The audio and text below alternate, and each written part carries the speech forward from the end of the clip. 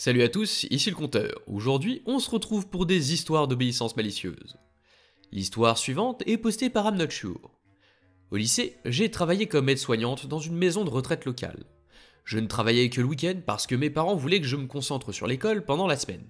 Tous ceux qui travaillent dans le domaine de la santé savent que tu ne peux pas travailler avec des personnes âgées quand tu es malade, parce que certaines personnes âgées peuvent mourir d'un simple rhume. Quand j'avais 17 ans, je suis tombé très malade. Je suis tombé malade un mardi, avec une légère toux, et le vendredi j'avais des quintes de toux de 10 minutes. Le lundi suivant, c'était la fête du travail, et mon médecin habituel était fermé tout le week-end. Mes parents ont décidé que nous ne pouvions pas attendre jusqu'au mardi et sont allés aux urgences. J'avais un mauvais cas de pneumonie bactérienne. Pour ceux qui ne le savent pas, une pneumonie normale résulte généralement d'une mauvaise grippe ou d'une autre maladie. Mais une personne en parfaite santé peut se trouver à Walmart, par exemple, et passer à côté d'une autre personne atteinte de pneumonie bactérienne qui éternue et toi tu la respires. C'est extrêmement contagieux. J'ai été admis à l'hôpital et branché à des tubes, et il s'est avéré que j'étais aussi déshydraté parce que j'étais vraiment malade. Vers minuit, je me suis rendu compte que je devais appeler, parce que je ne pourrais pas travailler les 3 prochains jours. J'ai donc appelé le bureau des infirmières et j'ai dit à l'infirmière de service qu'on m'avait diagnostiqué une pneumonie et que je ne pourrais pas travailler ce week-end et probablement le week-end suivant, parce qu'il est possible que je sois encore contagieuse. Elle m'a dit « Si tu voulais un week-end de 3 jours, tu n'aurais pas dû te porter volontaire pour travailler. Tu ne peux pas simuler une toux pour échapper au travail dans le monde réel, ma chérie. » Puis, elle a raccroché. J'ai demandé à mon père ce que je devais faire. Il a pris mon téléphone et a pris une photo de moi dans le lit d'hôpital.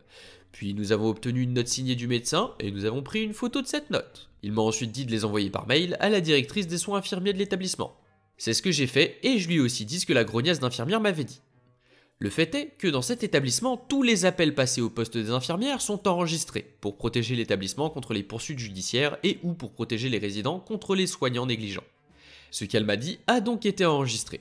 Lorsque je suis revenu 2 semaines plus tard, j'ai appris qu'elle avait été suspendue pendant 8 semaines, sans salaire, pour négligence. Mais non, voyons, ce qu'elle voulait, elle, c'était des vacances. Toi, tu te ramènes avec ta pneumonie bactérienne. Il n'y a plus de résidents, il n'y a plus de travail, donc t'es en vacances. L'histoire suivante est postée par Anon Fartselot. Important. Un génogramme est un arbre généalogique, mais avec des symboles supplémentaires. Par exemple, une bouteille de bière pour mon père alcoolique, et des lignes reliant chaque personne. Le type de ligne dicte le type de relation. Proche, étouffante, distante, éloignée, abusive, etc. Je faisais des études pour travailler dans le social. Je me suis retrouvé à faire 3 génogrammes au cours de mes études. Un pour l'introduction au travail social, un pour la sociologie de la santé mentale, et un autre au cours de ma dernière année. J'ai des antécédents familiaux et des traumatismes pas très amusants, et ces travaux n'ont donc jamais été mes préférés. Mais mes 2 premiers professeurs ne m'ont pas mis la pression, afin que je ne divulgue que ce que je voulais, et que je reste vague. L'un d'entre eux m'a même dit que je pouvais faire une famille fictive. Le dernier, en revanche, lui, a mis la pression. Voyez-vous, une chose que nous avons apprise, c'est qu'évoquer le traumatisme d'un client en dehors d'un environnement thérapeutique peut être préjudiciable. Nous étudions pour un diplôme dans le social, qui ne fait pas de nous des thérapeutes qualifiés. Lors de l'accueil et de la prise d'information, nous avons appris à dire aux clients qu'ils n'étaient pas obligés de donner plus de détails qu'ils ne le souhaitaient.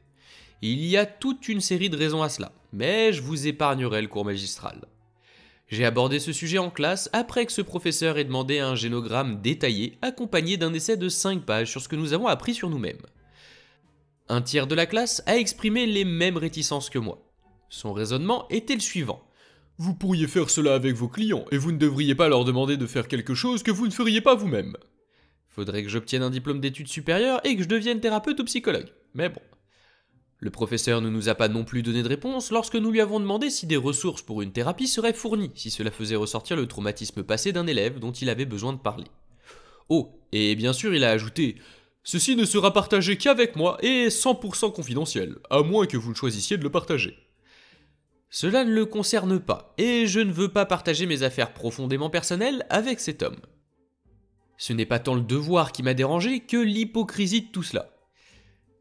J'ai dit, entre les devoirs de classe et la thérapie, ce sera mon 5e. Est-ce que je pourrais rendre l'un d'entre eux et recevoir un autre devoir? Il n'a pas voulu changer d'avis. Il m'a dit que je n'avais pas besoin de divulguer quoi que ce soit que je ne voulais pas, mais il a enchaîné avec « Mais j'attends de toi que tu prennes ce devoir au sérieux ». Et quand je lui ai rendu un brouillon contenant à peu près tout ce que j'étais prêt à divulguer, il a dit que ce n'était pas assez détaillé. D'accord, empaffé, on va s'amuser. J'ai beaucoup de traumatismes familiaux où ce n'est pas ma place de les divulguer, et je ne le fais que rarement. En tout cas, je n'en parle jamais à quelqu'un qui pourrait rencontrer les personnes concernées.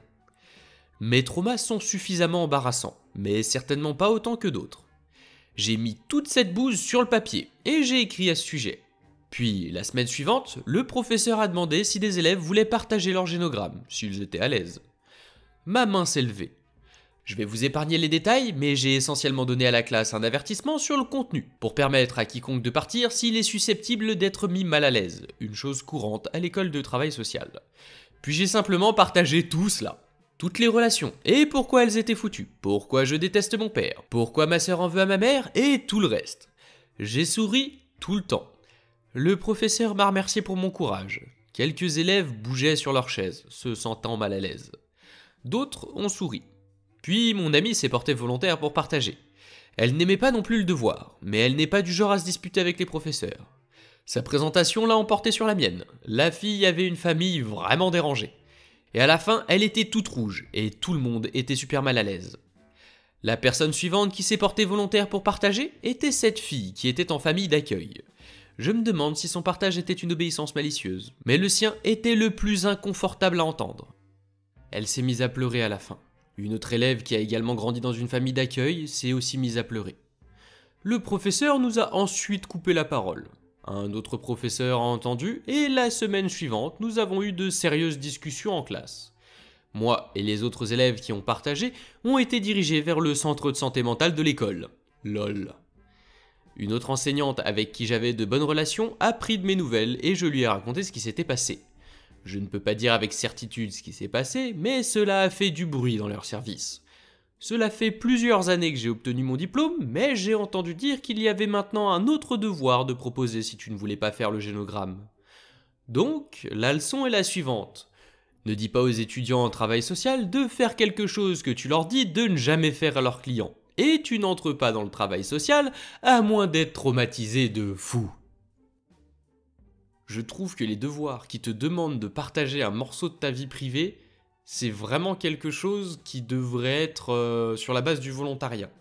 Je pense souvent au retour de vacances. T'es parti en vacances, vas-y, t'as envie de raconter que, je sais pas, moi, t'es allé en Corse, l'eau elle était transparente, l'eau elle était chaude, t'as passé de super vacances, c'était génial et tout. T'as envie de le partager. Mais je sais pas, si t'as passé des vacances moins intéressantes ou t'étais chez toi, mais je sais pas, ton ordinateur il a eu un problème et pendant 2 semaines t'as pas pu jouer aux jeux vidéo et t'avais rien à faire chez toi parce que t'avais rien à faire chez toi, t'as pas forcément envie de dire à tout le monde que t'as passé des vacances pourries. Mais bon, voilà, là je prends un sujet léger. Mais je sais pas, des fois t'as des devoirs où on te demande de partager, je sais pas, une dispute que t'as eue avec tes parents. Je suis désolé, c'est ma vie privée. Est-ce que j'ai envie de te le raconter à l'école? Pas du tout. Donc voilà. Je dis ça parce que c'est un devoir qu'on avait eu au collège, nous. Ou de raconter, du coup, quelques événements marquants de ta vie. Je sais pas, tu faisais un résumé de ta vie jusqu'à maintenant, je crois. Donc tu devais avoir, genre, ton meilleur souvenir d'école primaire, des trucs comme ça. Et à un moment, tu devais avoir une dispute que t'avais eue avec tes parents. Est-ce que j'avais envie de te raconter tout ça à la base? Non. Est-ce qu'en plus j'ai envie de te raconter une dispute que j'ai eue avec ma famille? Non plus. T'es un professeur. Est-ce que je me sens suffisamment proche de toi pour te partager quelque chose? Peut-être. Est-ce que ça a besoin de passer par un devoir? Certainement pas. Enfin bon, la suite. L'histoire suivante est postée par Néné Pépé. Au milieu des années 2000, j'ai travaillé pour une petite imprimerie. Notre travail commercial se faisait sur de grosses machines lithographiques, mais nous avions toujours des imprimantes de bureau et un certain nombre d'employés qui s'y connaissaient. Je ne pense pas qu'une seule de nos imprimantes de bureau ait été achetée neuve, ou même en état de marche. Le propriétaire a juste acheté des lots d'imprimantes de bureau cassées pour pas grand chose, et les a ensuite transformées en imprimantes en état de marche. Nous n'achetions pas souvent du papier d'imprimante parce que nous coupions simplement les restes de l'usine aux dimensions appropriées pour le bureau. Dans l'ensemble, les coûts d'impression de notre bureau étaient extrêmement bas, malgré le fait que nous imprimions des dizaines de milliers de pages par an. J'étais une employée de bureau et l'une des tâches consistait à répondre aux appels du directeur, qui ne prenait jamais les appels des démarcheurs téléphoniques, et j'étais autorisé à me décrire comme n'importe quel titre de poste qu'il voulait entendre pour traiter avec eux. Un service de gestion d'impression de bureau avait obtenu notre numéro. Il proposait un service complet, de A à Z, dans lequel il prêtait les machines, fournissait les consommables, s'occupait de tout et vous ne payez que par impression. Génial pour certaines entreprises, cher et inutile pour nous. Quand ils ont commencé à appeler, je n'arrêtais pas de leur dire « Désolé, nous ne sommes pas intéressés, veuillez nous retirer de votre liste ». Ou « Nous sommes une imprimerie, nous n'avons pas besoin de service d'impression, veuillez nous retirer de votre liste ». Cela a dû durer des mois, et je commençais à m'agacer qu'ils ne veuillent pas nous retirer de la liste d'appels. Alors j'ai commencé à passer plus de temps à essayer de leur expliquer pourquoi c'était inutile et une perte de temps pour nous deux de continuer à appeler. J'ai expliqué les informations ci-dessus, mais l'interlocuteur était convaincu qu'il pouvait nous faire économiser de l'argent malgré tout. Je lui ai garanti qu'il ne pouvait pas, car je doutais que nous payions plus d'1 centime par page. Naturellement, il ne m'a pas cru. Car pour lui, si j'y répondais au téléphone, j'étais la jeune du bureau, personne d'important ne répond au téléphone, qui n'avait aucune idée de ce que coûtait réellement l'impression, et qui était tout simplement trop têtu et ou stupide pour le mettre en contact avec quelqu'un d'important. Et s'il persistait, il finirait par atteindre la bonne personne qui le récompenserait avec un contrat juteux. Cette même conversation a eu lieu au moins une fois par semaine pendant 1 ou 2 mois. Il désespère d'obtenir un rendez-vous. D'ailleurs, il dit qu'il peut nous retirer de la liste, une fois que le rendez-vous sera organisé avec un représentant. Bon, d'accord, bien sûr, je peux organiser un rendez-vous pour vos représentants, mais je garantis que cela sera une perte de temps totale. Je leur ai programmé un rendez-vous avec le chef de bureau, moi, un vendredi après-midi, où je suis la seule dans le bureau, donc je serai pas trop occupé et ce sera une distraction. Les représentants arrivent et je les fais entrer dans le bureau. Ils pensent clairement que nous dépensons beaucoup en impression parce que nous avons énormément d'imprimantes, et je leur ai donné une idée approximative de la quantité de papier que nous utilisions dans le bureau. Ils me font leur discours enthousiaste sur tous les avantages et en se concentrant sur les coûts. Ils veulent étudier les nombres et voir ce qu'ils peuvent nous faire économiser. Est-ce que je sais ce que nous dépensons en ce moment ? Je ne suis pas tout à fait sûr, je pense que c'est autour de 100-200 € par an. Non, ça doit être beaucoup plus que ça avec la quantité d'impression que vous faites. C'est juste le papier ? Non, c'est juste l'encre et le toner. Il a l'air sceptique. Eh bien, il y a aussi le papier. Pour être honnête, nous coupons surtout les restes de papier de l'usine, ou parfois les fournisseurs nous donnent quelques caisses gratuitement. Ok, d'accord. Alors qu'en est-il des coûts initiaux des machines ? Si tu fais la moyenne sur la durée de vie des impressions, plutôt que de les considérer comme des dépenses d'investissement, cela peut représenter une part importante de tes coûts d'impression. Cette photocopieuse par exemple, elle a quelques années maintenant, et tu dois compter environ 12 000 € pour la remplacer par une machine de même type, alors qu'avec notre service, tu peux éviter ces dépenses d'investissement. Le propriétaire les achète en panne et les répare. La plupart des imprimantes ne coûtent que quelques euros, sauf la photocopieuse qui nous a coûté 700 € je crois, car même en panne, elles sont chères, et il en a fallu 3 de cassées. D'accord, donc quand vous devrez la remplacer, j'imagine qu'il refera exactement la même chose. Et les frais d'entretien ? Je fronce les sourcils. Puis il y a le coût de la perte de productivité, des temps d'arrêt à considérer. Il digresse à ce stade, cela fait clairement partie de son discours répété, mais il peut aussi voir que les temps d'arrêt ne sont pas un problème, parce que nous avons bizarrement plus d'imprimantes que d'ordinateurs. Il n'y a absolument aucun intérêt à ce que nous soyons ici, n'est-ce pas ? Non, j'ai bien peur que non. On l'a expliqué à plusieurs reprises au gars qui a organisé le rendez-vous de votre côté, mais il a dit que votre société n'arrêterait pas de faire du démarchage téléphonique tant que nous n'aurions pas accepté un rendez-vous. Alors vous voilà. Les représentants conviennent qu'il s'agit d'une perte de temps totale, se moquent un peu du centre d'appel et disent que ce n'est pas la première fois qu'on les envoie à des réunions complètement inutiles parce que les employés du centre d'appel reçoivent leur commission en fonction de la quantité et non de la qualité des rendez-vous qu'ils organisent. Ils ne prennent pas la peine de me donner leur devis. Je n'ai plus jamais entendu parler de cette entreprise. C'est une entreprise qui récompense les gens qui organisent des rendez-vous, même si ces rendez-vous, il n'y a aucune chance que ça passe. C'est pas mal. Je veux dire, à ce moment-là, t'appelles les particuliers, tu fais juste s'il vous plaît, acceptez comme ça je suis payé, je vous file une part. L'histoire suivante est postée par Successful Medicine 9. Je suis un homme de 30 ans. Le refuge dans lequel je travaille depuis quelques années maintenant a plus de 30 ans, et il est bien connu pour garder les choses en l'état. Les notes quotidiennes sont physiquement conservées dans des classeurs. Des mesures punitives dignes des années 80 sont imposées aux clients en conflit, et les panneaux électriques sont étiquetés avec des cartes qui sont passées par une machine à écrire. Vous voyez ce que je veux dire. Le superviseur de l'étage, qui occupe ce poste depuis plus de 20 ans, a insisté sur le fait que même si les jeans étaient autorisés, nous devions respecter strictement le code vestimentaire. Cela signifie des chemises à boutons ou à col, pas de logo, uniquement des pantalons, robes longues, pas de chapeau, à moins d'être à l'extérieur, pas de tatouage visible, etc. En d'autres termes, ne t'habille en rien comme la grande majorité des personnes que nous servons. Nous sommes censés être habillés de la façon dont ils devraient aspirer à s'habiller, a déclaré le superviseur.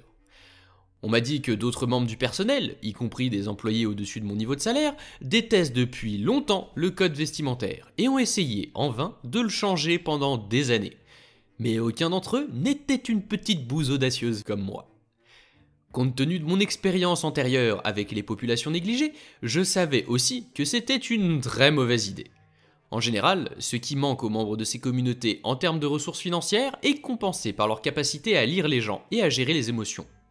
S'ils pensent que tu es une figure d'autorité ou que tu agis de façon inauthentique, beaucoup te rejetteront d'emblée. Et pour la plupart, ils ont un excellent radar social-émotionnel. Le code vestimentaire stipule que les chemises des hommes doivent avoir des boutons visibles ou un col.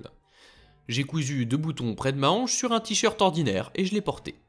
Ils n'ont rien dit la première fois, mais ils ont eu une réunion au cours de laquelle ils ne pointaient personne en particulier et ont mis à jour cette partie spécifique du code pour m'empêcher de le faire à nouveau. Ensuite, j'ai porté des pantacourts. Après tout, rien sur la longueur du pantalon n'était mentionné non plus. Cette fois encore, le code a été mis à jour et nous en avons été informés par mail. Toujours pas de conversation en face à face à ce sujet. Quelques mois et quelques petites obéissances malicieuses plus tard, notre lieu de travail nous a offert des t-shirts à logo, sur lesquels figuraient le nom et le site web de l'établissement. Hourra, avons-nous pensé. Nous allons au moins pouvoir porter des t-shirts maintenant. Non. Après une semaine au cours de laquelle plusieurs collègues ont porté les t-shirts qu'ils nous avaient donnés, nous avons reçu un mail de l'ensemble de l'organisation, indiquant que les t-shirts n'étaient pas conformes au code vestimentaire, et qu'ils ne devaient pas être portés pendant les heures de travail. Me connaissant comme le fouteur de sbeul au bureau, plusieurs collègues énervés sont venus me voir indépendamment pour me demander comment ils pouvaient eux aussi se rebeller. C'est ainsi qu'est apparue la plus grande obéissance malicieuse de cette histoire. En tant que minimaliste, je n'avais aucune envie de conserver une chemise que je ne portais pas. Nous n'avions pas notre mot à dire sur le design et la couleur des chemises, et je n'avais tout simplement pas besoin qu'elles prennent de la place dans mon placard. La solution la plus raisonnable aurait été de rendre la chemise et de m'expliquer, ce que j'ai fait. La collègue numéro 1 déménageait bientôt et n'avait pas besoin d'une chose supplémentaire à emballer, alors elle a aussi retourné la sienne. Le collègue numéro 2 détestait le vert foncé, la couleur de la chemise, alors il a rendu la sienne. Cela s'est produit jusqu'à ce qu'il y ait 25 employés au total qui le fassent, certains empruntant les excuses des autres. Au bout de 5 jours, le superviseur avait une boîte contenant 2 douzaines de chemises dans son petit bureau. Il doit en fait les garder sur son bureau, et je peux l'entendre se cogner la main contre elles lorsqu'il utilise la souris. 3 mois plus tard, elles sont toujours là. Il n'est pas idiot, il sait que ces chemises sont un va-te-faire-mettre qui vit dans son bureau.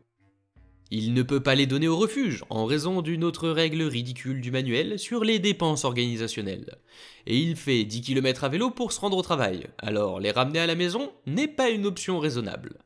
Il a essayé de les ranger dans l'entrepôt général du bureau, mais son patron a dit que les chemises sont le problème du superviseur puisqu'il les a commandées. Pour l'instant, il est coincé. Nous savons que cela le dérange, mais il sait qu'il ne peut pas en parler puisque ce sont ses propres règles qui nous empêchent de les porter. Aucun changement de code vestimentaire n'a été effectué jusqu'à présent, mais la réunion de fin d'année concernant notre manuel a mis le code vestimentaire sur la table. 3 des personnes qui ont renvoyé les chemises font partie de ce conseil de 5 personnes. Je suis prudemment optimiste et je pense que nous serons enfin débarrassés de certains éléments stupides et inutiles de notre code vestimentaire en février. Je vais acheter des uniformes qui ne correspondent pas à notre code vestimentaire. Qu'est-ce qui pourrait mal tourner ? Comme on dit, il n'y a que 3 choses qui sont infinies. L'univers, la période d'essai WinRAR et la stupidité humaine. C'est tout pour aujourd'hui, alors si la vidéo vous a plu, pensez à laisser un like et n'hésitez pas à la partager, j'ai besoin de vous pour faire grandir la chaîne. Sans oublier de vous abonner si c'est pas déjà fait et d'activer la cloche pour pas rater les prochaines. Laissez un commentaire, je les lis tous. Plateforme de soutien en description si certains veulent soutenir la chaîne financièrement. C'était le compteur, on se retrouve bientôt pour de nouvelles histoires.